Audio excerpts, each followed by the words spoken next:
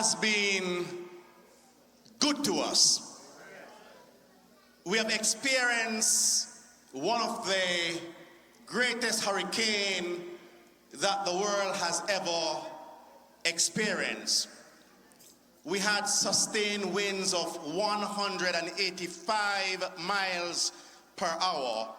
We have suffered structural damage, but the lives are spared, and we are eternally grateful.